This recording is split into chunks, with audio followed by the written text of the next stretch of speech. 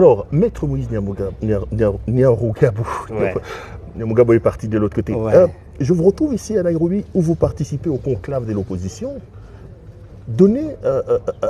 Parlez aux Congolais, quel est l'objectif de cette rencontre? Pourquoi vous avez décidé de vous retrouver ici? L'objectif principal, c'est de sauver le Congo. Il est en pleine déperdition. Et il n'y a pas un autre moyen de le tirer d'affaire. Le gouvernement actuel, il est en plein, je ne sais pas comment je peux qualifier, mais c'est de la vraie dictature. Quand on parle de la dictature, les gens pensent qu'on exagère.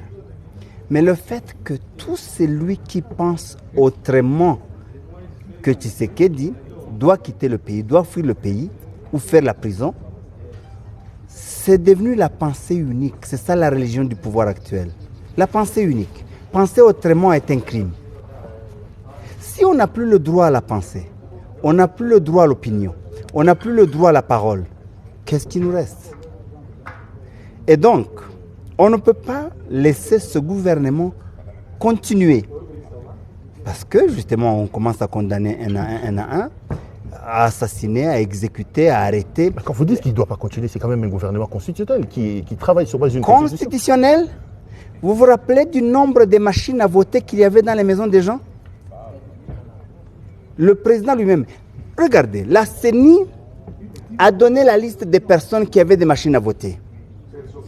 Alors, regardez le nombre de votes qu'il y avait pour chacun de ces députés, 82 plus ou moins. Alors, multipliez par le nombre de votes pour le président de la République, issus de ces machines-là. Comment on peut dire que ces machines à voter ont eu un impact sur les élections législatives et non sur les élections présidentielles? Comment? Donc, ce gouvernement-là, il n'a rien de constitutionnel. Parce que les élections 2023, il n'y a pas eu élection. Je ne sais pas si dans le monde, il y a déjà eu d'élections aussi chaotiques que ce qu'il y a eu dans notre pays. Juste un exemple. Les élections, c'est prévu pour une journée. Ça fait 7 jours. Personne n'en parle. Pourquoi on trouve toujours des excuses sur toutes les bêtises? Soyons sérieux. Si on n'est pas exigeant envers nous-mêmes, c'est le pays qui paye. Non, mais est-ce que vous n'êtes pas mal placé? Excusez-moi de vous amener quand même dans ces débats, je ne peux pas m'en empêcher. Vous êtes vous-même un Tutsi du Congo, dont on dit qu'ils sont traqués d'une certaine manière et qu'on dit qu'ils sont des valets utilisés par le Rwanda pour attaquer le Congo.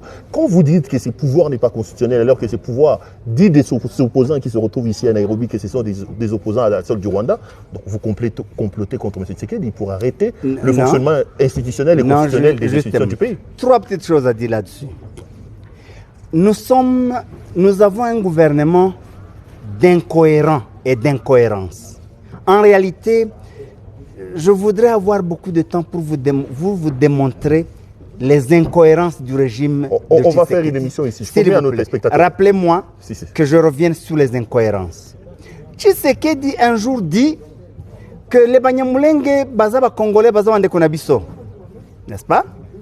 Mais juste dans la deuxième phrase, il met un bémol pour dire ils sont comme vous, les naturalisés britanniques. Et donc, les Tutsis congolais ne sont pas congolais comme les Congolais sont belges, britanniques et français.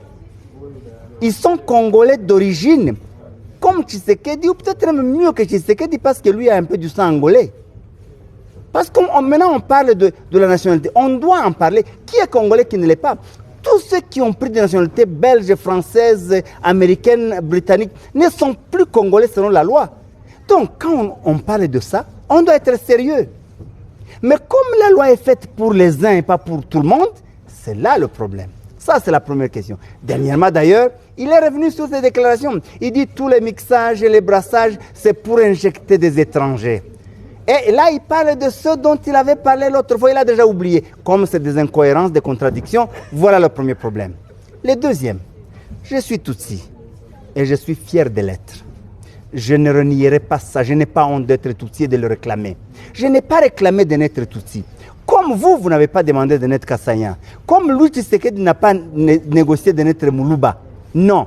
Alors, pourquoi moi je dois me gêner d'être Tutsi? Parce qu'il y a des Tutsis au Rwanda, parce qu'il y a des Tutsis au Burundi, parce qu'il y a des Tutsis en Angola, en Ouganda et ailleurs. De la même manière qu'à toutes les frontières, il y a des populations sur les différents pays. Un exemple, Perrault. Les Banande qui sont à Beni et Butembo, il y a un peuple en face. En Ouganda? Les Bakonjo, ils parlent la même langue, ils ont le même chef coutumier. Pourquoi ça ne pose pas problème? Pourquoi on ne dit pas que les Banande